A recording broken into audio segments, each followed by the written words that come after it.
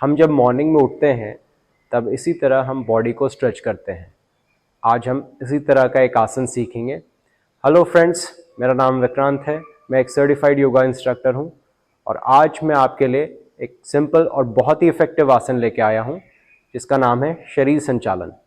ये आसन दिखने में जितना सिंपल है, करने में भी उतना ही आसान है, लेकिन इसके फायदे बहुत ज़्यादा हैं। So now let's dive into the benefits of this asana. Morning में उठने के बाद 1-2 ग्लास पानी पी के यदि ये आसन करते हैं तो स्टूल अच्छे से पास होता है। एसिडिटी हो या आलसपन, ये आसन दोनों को ही एक झटके में दूर कर देता है। वजन कम करना हो या स्ट्रेस कम करना हो, ये दोनों में ही काफ़ी इफेक्टिव है। शरीर संचालन बच्चों के लिए बहुत ही बेनिफिशियल आसन है क्योंकि इसकी प्रैक्टिस से हाइट बढ़ती है। अगर आप बॉडी को इलास्टिक की तरह फ्लेक्सिबल बनाना चाहते हैं तो इस आसन की प्रैक्टिस ज़रूर करें।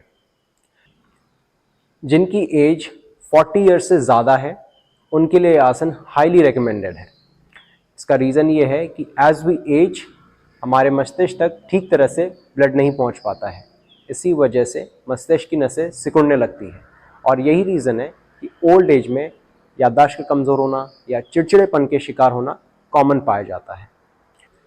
अकॉर्डिंग टू आयुर्वेदा हमारे शरीर में 3 दोष होते हैं जिन्हें त्रिदोष भी कहते हैं: वात, कफ और पित्त। यदि ये त्रिदोष बैलेंस में रहें तो शरीर स्वस्थ रहता है और इम्बैलेंस होने पर शरीर बीमार पड़ता है। शरीर संचालन वात के विकार को कम करता है। ये थे शरीर संचालन के बेनिफिट्स। अब हम सीखेंगे कि शरीर संचालन को स्टेप बाय स्टेप कैसे करते हैं। उसके पहले मैं ब्रीफ में बता देता हूं। शरीर संचालन खड़े हुए आसन की स्थिति का आसन है और इसकी शुरुआत राइट साइड से होती है और ये टोटल 16 काउंट्स का आसन है। तो चलिए अब हम इसकी शुरुआत करते हैं। अब हम शरीर संचालन सीखेंगे। इसके लिए आपको दोनों पैरों में अपने शोल्डर जितना डिस्टेंस रखना है और पैरों को, टोस को इस तरह से नहीं रखना है, ये पैरेलल रहने चाहिए। दोनों हाथ थाइस पे रखना है और अब हमें कमर से ऊपर का शरीर का मूवमेंट करना है। जो भी क्रियाएं होंगी कमर से ऊपर के शरीर की होगी, नीचे का शरीर यानी लोअर बॉडी एकदम स्टेबल रहेगा। तो अब एक के क्रमांक में हमें राइट साइड जाना है, तो कमर से ऊपर के शरीर को राइट साइड लेके जाना है, ट्विस्ट करना है। 1, मैंने राइट हैंड पीछे से ले गया हूं, लेफ्ट हैंड सामने से, और अब कमर से ऊपर का शरीर मैंने अच्छे से ट्विस्ट किया है। दोनों शोल्डर्स एक लाइन में हैं। अब 2 के क्रमांक में धीरे से वापस 2, 3 में लेफ्ट साइड 3, कमर को स्टेबल रखते हुए लेफ्ट साइड जाना है।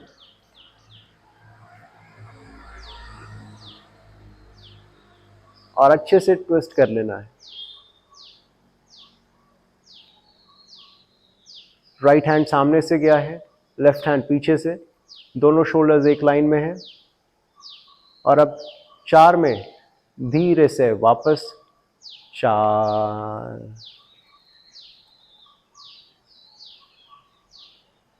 अब 5 में दोनों हाथों को साइड से उठाते हुए शोल्डर लेवल में लेके आना है। 5, 6 में दोनों हाथ ऊपर, 6, ऊपर लेके जाने के बाद दोनों बाइसेप्स ईयर से लग जाने चाहिए और यहाँ पर आपको दोनों हाथों को ऊपर की ओर स्ट्रेच कर लेना है और स्ट्रेच करते करते ही बॉडी प्लेन मेंटेन रखते हुए राइट साइड जाना है। 7, बॉडी प्लेन मेंटेन रखते हुए राइट साइड जाना है। कमर से नीचे का शरीर एकदम स्टेबल है। अब यहाँ पर यथाशक्ति रुकने के बाद धीरे से वापस 8।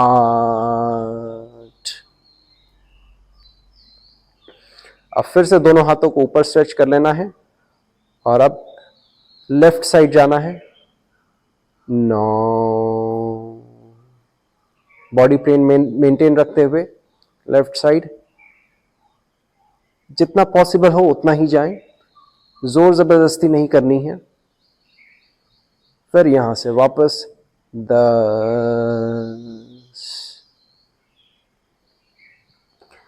अब फिर से दोनों हाथों को ऊपर स्ट्रेच कर लिया है, अब पीछे जाना है 11 में। 11। दोनों घुटने स्ट्रेट है और उसके बाद धीरे से चले जाइए पीछे। 12 में वापस 12। अब 13 में सामने झुकना है, तो कमर से ऊपर के शरीर का एक यूनिट बना लेना है और सामने जाते जाना है। 13। कमर से ऊपर का शरीर एकदम सीधा है और फिर धीरे धीरे नीचे जाने के बाद दोनों हाथों को एकदम रिलैक्स कर देना है। दोनों नीज स्ट्रेट रखना है, गर्दन को रिलैक्स छोड़ दीजिए। ये 13 की स्थिति है। इस स्थिति में शीर्षासन के बहुत सारे लाभ मिलते हैं। जो लोग शीर्षासन नहीं कर पाते हैं वो लोग ये आसन जरूर करें। ब्लड फ्लो पूरा मस्तिष्क की ओर आता है। अब यहां पर 2 या 3 मिनट रुकने के बाद धीरे से वापस 14 में वापस आना है। फिर से कमर के ऊपर का शरीर का एक यूनिट बना लेना है और धीरे धीरे वापस आना है। 14। एकदम स्ट्रेट कर लेना है और धीरे से वापस। 15 में दोनों हाथ शोल्डर लेवल में। 15। 16 में दोनों हाथ नीचे। 16।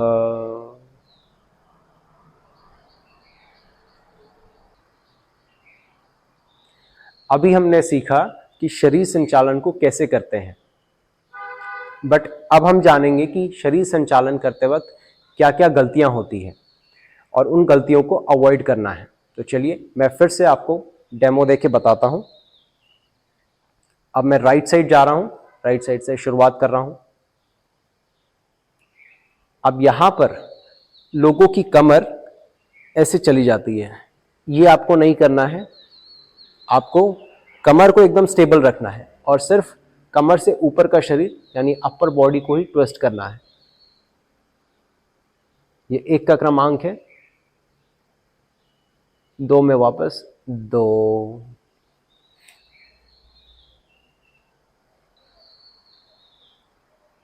3 में लेफ्ट साइड जा रहा हूं। 3। अब यहां पर क्या गलतियां होती है, कई बार लोग दोनों शोल्डर्स को एक लाइन में नहीं रखते हैं, ऊपर नीचे कर लेते हैं इस तरीके से, ये भी गलत है। या फिर इस तरीके से, ये भी गलत है। दूसरा ये कि आपको दोनों हाथों को यहां पर कमर के पास रखना है, ना कमर के नीचे रखना है। कई बार लोग ऐसे कर लेते हैं, जैसे इस तरीके से। और दूसरा, आपको ये हाथ ऐसे नहीं रखना है, हाथ हमेशा ऐसे रहेगा।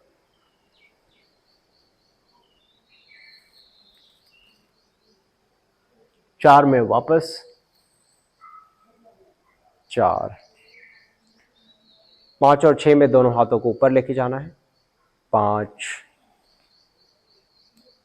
6। अब यहां पर क्या गलतियां होती है 7 में जाते समय। 7। अब लोग यहां पर इस तरीके से चले जाते हैं ज्यादा जाने के चक्कर में, ये गलत है। आपको बॉडी प्लेन मेंटेन रखते हुए, ये जो बॉडी प्लेन है इसको मेंटेन रखते हुए जाना है। कम जाएंगे चलेगा, पर गलत नहीं करना है। अगर आपको इतना जमता है तो आप इतना ही जाइए, थोड़ा सा अगर और जा सकते हैं तो इतना ही जाइए, इसको मेंटेन रखिए। 8 में वापस 8। 9 में लेफ्ट साइड जाना है। 9। अब यहाँ पर कई बार लोग इस तरीके से कर लेते हैं, हाथ दूर दूर हो जाते हैं या फिर हाथ ऐसे बेंड हो जाते हैं। ये नहीं करना है। कई बार लोग ऐसे हाथों को, इन्हें फिंगर्स को इंटरलॉक कर लेते हैं, ये भी नहीं करना है। या फिर इस तरीके से कर लेते हैं, ये भी अवॉइड करना है। 10 में वापस, 10, 11 में पीछे जाना है। तो मैं आपको साइड से करके दिखा देता हूं। यहां पर लोग कई बार गर्दन को पहले ही ढीला छोड़ देते हैं इस तरीके से, और नीज भी कई बार लोग बेंड कर लेते हैं। तो नीज को स्ट्रेट रखना है और बॉडी को लेके जाना है पीछे। उसके बाद धीरे से वापस 12 में वापस।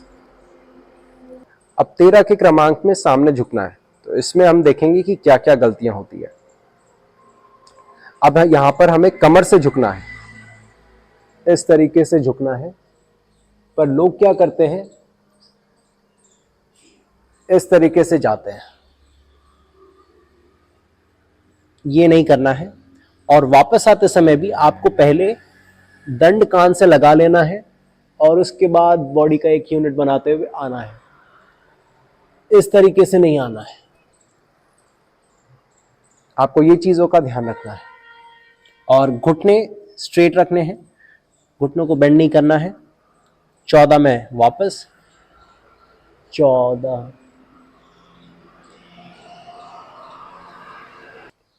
15 और 16 में हाथ नीचे, 15, 16, धीरे से हाथ नीचे। अभी हमने सीखा कि शरीर संचालन को स्टेप बाय स्टेप कैसे करते हैं। आइए जानते हैं कि किन कंडीशंस में इस आसन को अवॉइड करना चाहिए। जिन लोगों को स्लिप डिस्क का कोई प्रॉब्लम है, उन्हें सामने नहीं झुकना है, यानी 13 का काउंट नहीं करना है। और जिन्हें हर्निया का प्रॉब्लम है, उन्हें पीछे नहीं जाना है। ये 2 चीज़ों का खास ध्यान रखना है। ये थे शरीर संचालन के कुछ लिमिटेशंस।